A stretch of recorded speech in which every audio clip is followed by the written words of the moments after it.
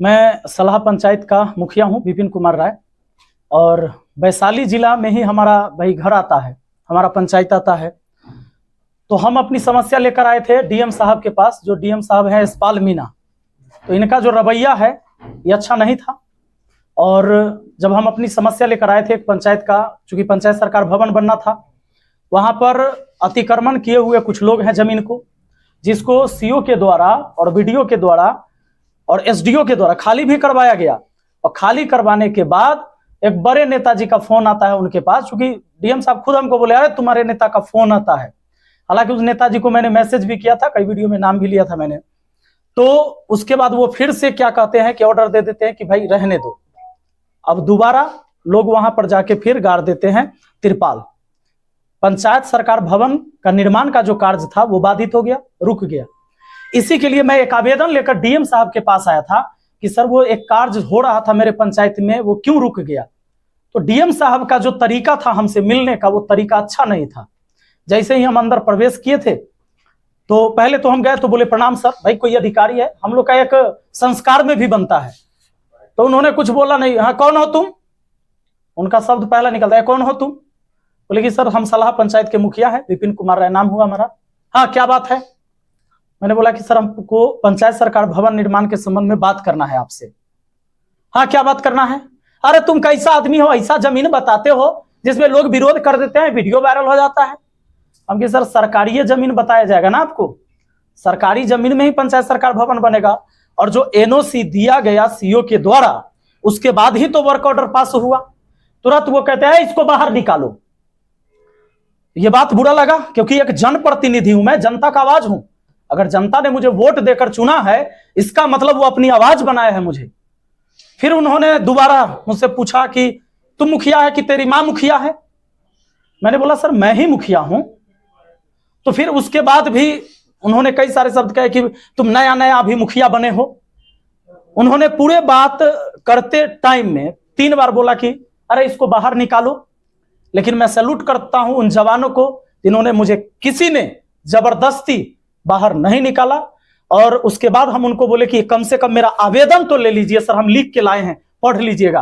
कहे कि नहीं लेंगे। हम काहे नहीं लीजिएगा, तो नहीं लेंगे। तो फिर हम चले आए, हम बोले कि थैंक यू, धन्यवाद। हालांकि वही आवेदन आज दोबारा मैं लेकर आया था और मैंने लोगों से आह्वान किया था कि भाई आपकी भी अगर समस्या, ये मेरी समस्या थी, अगर वैशाली जिला के किसी भी व्यक्ति का समस्या है तो अपनी अपनी समस्या लेकर पहुंचिए डीएम कार्यालय आज 11 बजे।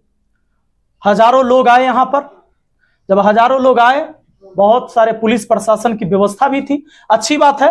मैं भी चाहता था कि कानून की धज्जियां न उड़े, जो सारी चीजें हो वो संवैधानिक तरीके से हो, और व्यवस्थाएं पूरा दुरुस्त था प्रशासन की।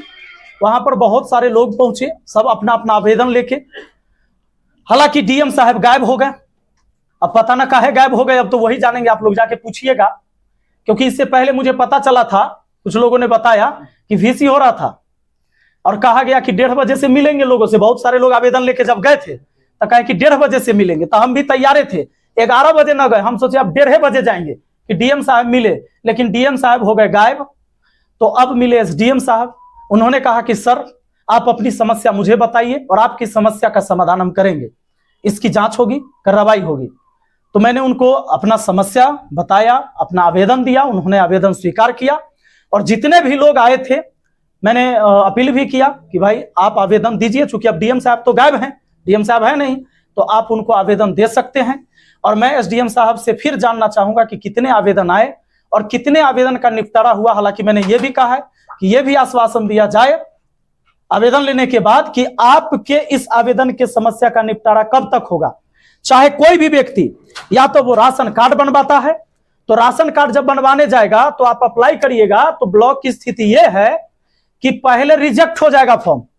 आप फॉर्म भरते रहिएगा, ऑनलाइन करते रहिएगा, वो रिजेक्ट होते रहेगा। लेकिन जैसे ही किसी दलाल को पकड़िएगा, 5,000 रुपया दीजिएगा, फॉर्म एक्सेप्ट हो जाता है।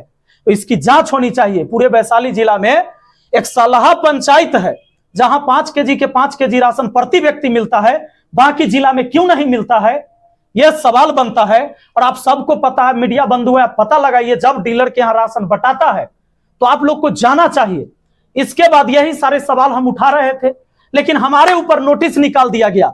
ये जो चीजें मैं बोल रहा हूं कि जातीय, आवासीय, राशन कार्ड, शौचालय, आवास, इनमें घूस लिया जाता है। पूरे जिला क्या पूरे बिहार की स्थिति है ये। लेकिन ये बात बोलने पर मेरे ऊपर एक नोटिस निकाल दिया गया है कि आप जो बोलते हो वो झूठी झूठी खबर है।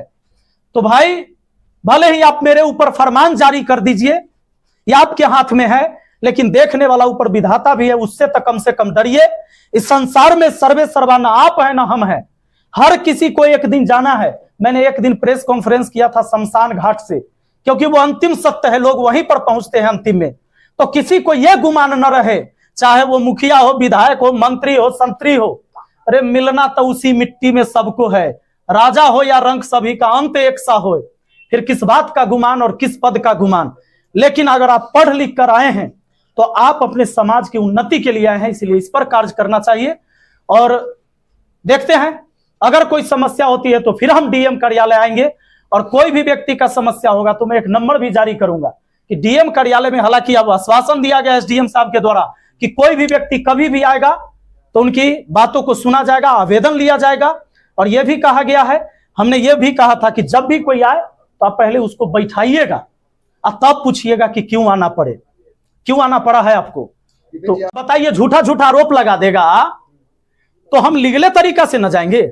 हम तो पहले कह दिए कि हम बंदूक वाला मुखिया नहीं है, कलम वाला मुखिया है, और संविधान की ताकत है हमको आपको। ये जो सारी स्वतंत्रता बोलने की, ये संविधान के वजह से। अगर ये संविधान नहीं होता तो कोई भी एससी एसटी गरीब का बच्चा आज डीएम नहीं होता और एसडीएम नहीं बनता। ये संविधान की ताकत है, और उसी ताकत के वजह से आज किसी को सैलरी मिलती है। तो हम तो गए थे भाई, हम लीगल तरीके से ही गए थे। खान सर का भी इन्वॉल्व इस मामले में हुआ भाई, सिर्फ खान सर नहीं, जितने भी शिक्षित और समझदार लोग हैं उन सबका समर्थन था। जो भी समझदार लोग हो, वो पढ़े लिखे हैं या नहीं है, उन्होंने एक अक्षर पढ़ाई नहीं किया हो, उन लोगों का भी समर्थन था। वो भी वहां पर आए थे अपना आवेदन लेके, और ये दिखाने की अगर आप एक आवेदन नहीं एक्सेप्ट करेंगे तो समस्या देख लीजिए। और मैं डीएम साहब को फिर से कहना चाहूंगा कि एक दिन की इतनी समस्या है, अब जरा सोचिए कि अगर इतनी समस्या क्या आप डेली निपटारा करेंगे तभी वैशाली जिला का विकास होगा। आप कहते हैं कि हम इंदौर बना देंगे हाजीपुर को। कुछ दिन पहले आपने डस्टबिन वाला सिस्टम लाया था। अभी लोहिया स्वच्छ मिशन अभियान के तहत हर पंचायत को स्वच्छ बनाना है, और डीएम साहब ने खुद कहा कि हमें इंदौर बनाना है। आप बताइए, ये जो पॉपुलेशन तो बढ़ ही रहा है, छोड़िए पोल्यूशन, जो एयर इंडेक्स क्वालिटी आप देखिए, पटना से बेकार हो गया हाजीपुर का, कैसे आप इंदौर बना दीजिएगा? क्या मॉडल है आपका? इस पर बात करना चाहिए। आवेदन पर कार्रवाई करनी होती तो फिर आगे क्या, तो फिर आगे के बात होगा, फिर जी बड़ा आंदोलन होगा।